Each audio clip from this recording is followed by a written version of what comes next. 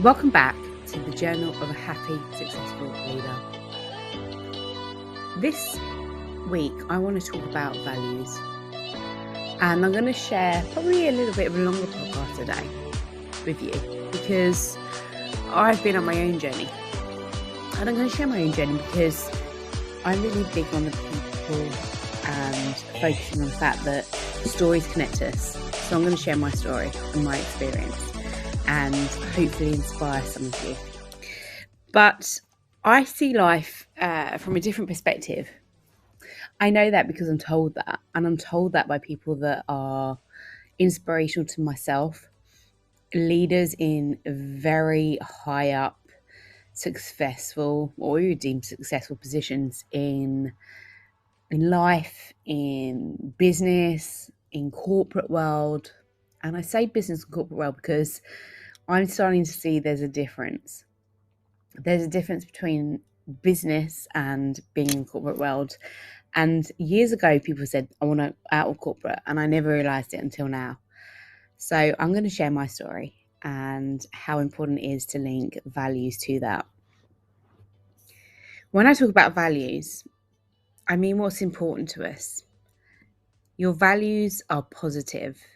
Your values become your destiny, as Mahatma Gandhi said. And values are around looking to things that are really important to you. So things like health, relationships, intimate relationships, there's a difference. Career, finances, hobby, spirituality. All of these help us to really start to feel our purpose in life and become curious and then exploring what is important to us. Being connected is about looking at what consumes our mind and all of our thoughts most of the time and asking yourself some questions.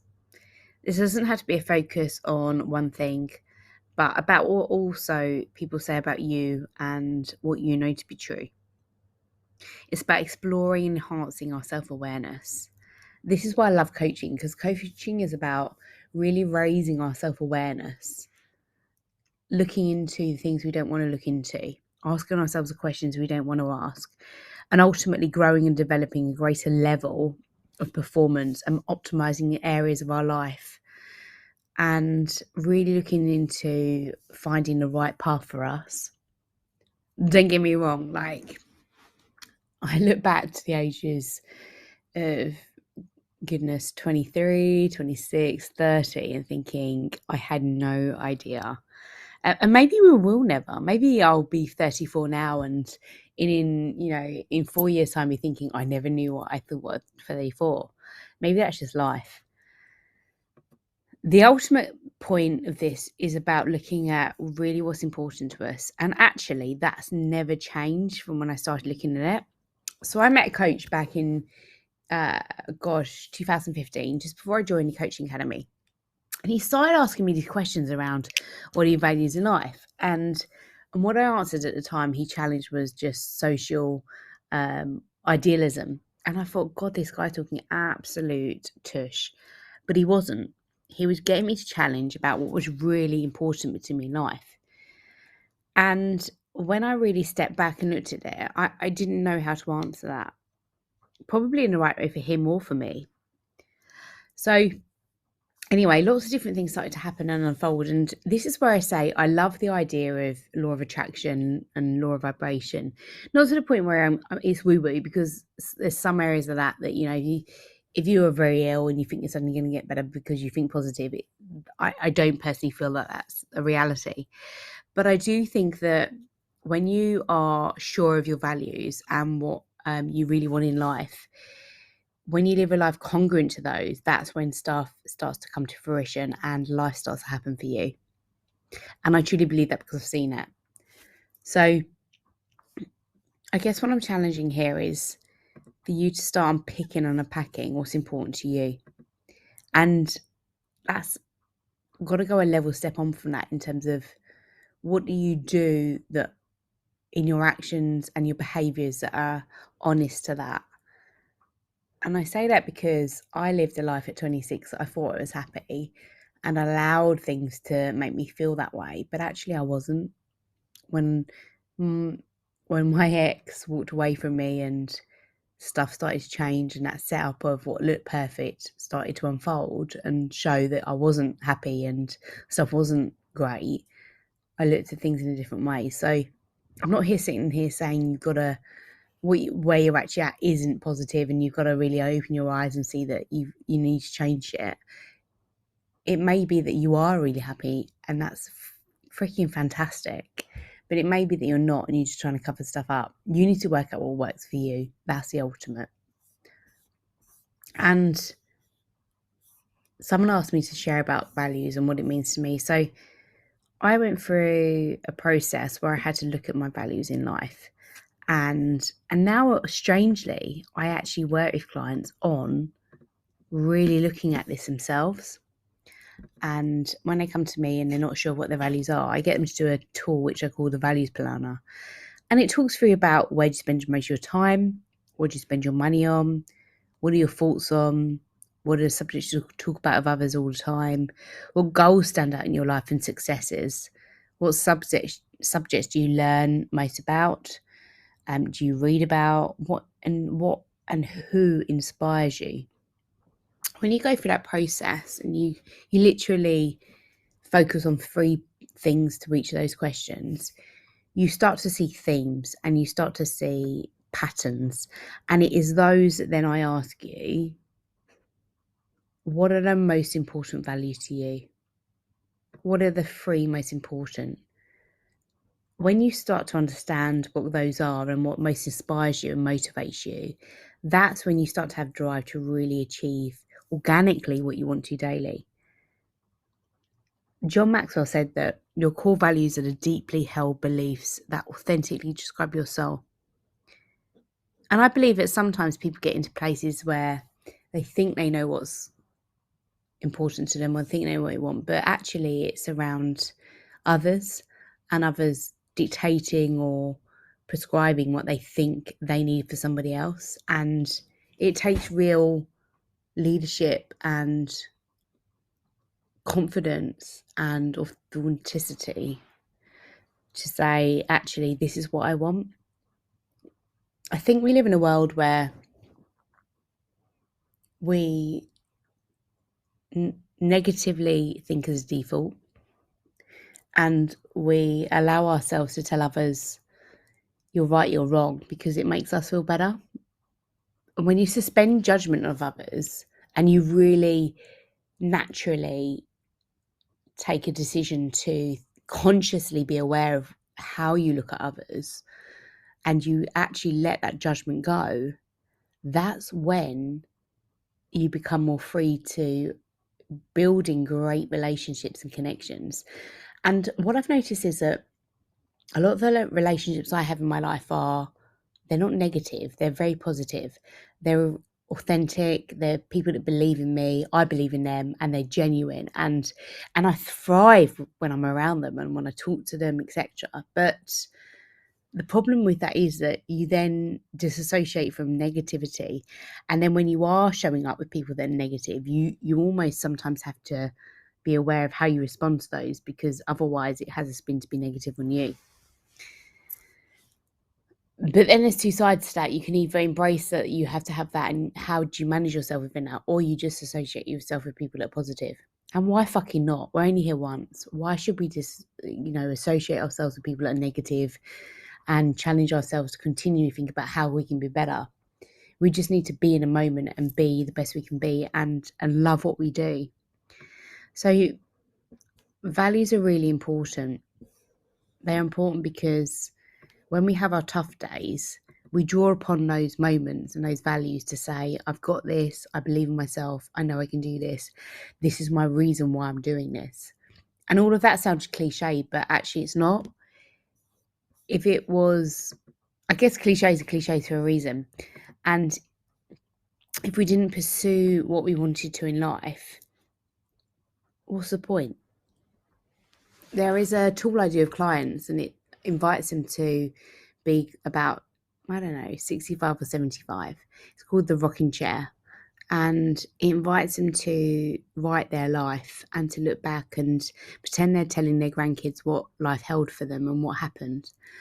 And again, it sounds cliche or woo-woo, whatever to do. But when you make someone do it and force them to actually challenge themselves to look at where life has taken them and what they've achieved, it invites a completely different conversation. And the clients that actually do this really open up to the fact that they become more self-aware, they become more in the moment of the now, and they think about where they're at, that they can't control what's happened, and that's happened, but they can take their experiences and they can use those as a strength to move them forward. And that's the difference with coaching. So when I work in the coaching world, I can realize that everybody's very coaching, but nobody sometimes looks at mentoring or sponsorship, and people forget that a lot of people don't know what coaching is. And coaching is about moving you from A to B sooner than rather than later. And it's about helping you move forward quicker than on your own. So when I've invested in coaches, it's about people that I've believed in and that coaches that believed in me to move forward at a pace that drives my business and my performance and challenges me to be better than I was before. So I guess what I'm doing is inviting you to really challenge yourself to, what do you look at when you look at values? Do you think it's cliche? Do you think it's woo-woo? And if you do, then actually you're probably my people that I really want to work with, because I love a challenge and I love working with people that are action-based and driven. And that's why I'll always do a call with somebody to understand and build rapport with, how do you work? What do you want to achieve? Because if I ultimately feel that I can't help them move forward, I'm probably not the right coach for them. It's actually nothing about them. It's all about me on that part. And then we move into coaching, and that becomes all about them, moving them from A to B, asking them some challenging questions, getting them to reframe things, getting them to think about where they're at and where they want to be. But if I didn't do the part beforehand, I wouldn't be able to do that second part with them. And that's about slowing down to speed up. So my invitation is to ask you to really challenge yourself to where you're at right now. Really challenge yourself to ask the tough questions that sometimes we don't want to ask ourselves. But if we don't, there may be a fear, but there's a reality that we'll ask ourselves those at some point when we wish we'd have asked them sooner. Stories connect us, life experiences connect us, and the biggest part of this podcast for me will be inviting people on to share their story and their experiences, because I can't be their voice. I can't understand where they've been. I've had a pretty good upbringing. I can't lie about that. I'm very, very fortunate, and I am absolutely so grateful for everything I've been given. However, also off the back of that, I've taken the opportunities that have come my way, and I've amplified those to serve me well and to serve the ones I love and my family well, and also to support in my why in life I want to achieve what I want to achieve. We're all challenging ourselves to our journey. That I'm not sitting here saying I'm perfect, because I'm not. I'm on my own personal development and personal pursuit to find out exactly what happiness and success means to me. And I guess if I'm to answer that, success is being happy, and maybe I need to explore that more. But what I'm inviting you to do is do that yourself, because we don't do this enough. We don't slow down, speed up. We don't reflect enough. We don't take time out for ourselves. And we don't understand what real pain is, or isolation, or loneliness. I always say to people, because of the mental health work that I've done, that I'm definitely not lonely. I know that, because I'm very, very happy in my own company. I am isolated at points. I would like more company, etc. And I'm happy to say that. However, I have a great network around me and a great community to be able to say, let's do this, or I'll go and do that. And it keeps me busy, and it keeps my mind busy. But you need to find out what's right for you. And ultimately, nothing is wrong or right. And often those who say, well, you should like this, you should like that, you should want this, you should want that, it's more about them than you. It's more about them validating their thought process or their behaviours than yours. And it is for you to stand up and say, this is what I want and this is what I stand by. And it's for us to be brave in those decisions. It's for us to stand by them with, again, authenticity and confidence and a belief that no one else has. That is what is important in life. So there's loads within that. And do you know, I might change my mind on things, I might not, but who cares? And who says what's right or wrong? Who can tell me that you're wrong in this, you're wrong in that, you're right in this, you're wrong in that? All I say is do what's right for you, but really challenge yourself. Get people around you that are amazing. Thrive and push yourself to be better than you were yesterday by that 1%. Be around people that are positive, not negative. And really think about where you want to be and think about how you are in that moment that shows up. I don't think you can have 5-year goals. I think it's all bollocks now. But I think you have to have an idea of where you want to be and where you want to get to. And you have to reverse engineer and break it down. But then I think you have to live in the moment. And all of that's a challenge. So have your vision boards, have whatever you need that helps you focus on a longer term. But do not forget what you are working towards now. Being in the moment, spending time with people that you love and your values. That is what is important. So with that kind of rounds off my values-based podcast. I say it's going to be longer, but it hasn't actually been longer. And maybe that's something I need to reflect on myself. I'm really, really open as a coach that I'm on a journey as well. Because I think when you're vulnerable and you're transparent about what you do, you build empathy, you build relationships, and you connect with people on a different level. Because no one is better than me, and I'm better than nobody else. I'm just trying to find my path in life and what makes me happy. And that's really important. And there'll be a moment in time when I feel I am happy and someone else might compliment that, or things might change in my life to complement that and make it a little bit better. But ultimately, the reality is I'm happy living every day as I have it at the moment. And that's what's important. So if you haven't gone and found your values, go into them yourself, connect with me, and let's see where it takes you. One thing I do every January is I do a vision board, and years ago I used to do it on a big A6 piece of paper, cut out all these pictures, print them off, add them to the board, and I'd look at it as and when I felt I needed to throughout the year. I'm getting a little bit more tech savvy now, so I have it on my screensaver as my vision board, and it's more than a year, it's bigger than that. But there's moments I'll look at it and I won't take any notice of it, and then I'll look at it and think, I haven't achieved that yet, or I did achieve that, wow, and I had no idea I wanted to achieve that, but I did. Just think differently, know and understand yourself, and think how you work, and let's see what happens. That's kind of the magic of you. So yeah, that's that. That's my values-based podcast. Going forward, I really want to work and collaborate with some amazing people that know my life, and amazing, whether it's entrepreneurs, CEOs, business mindsets, any leader in any capacity, really.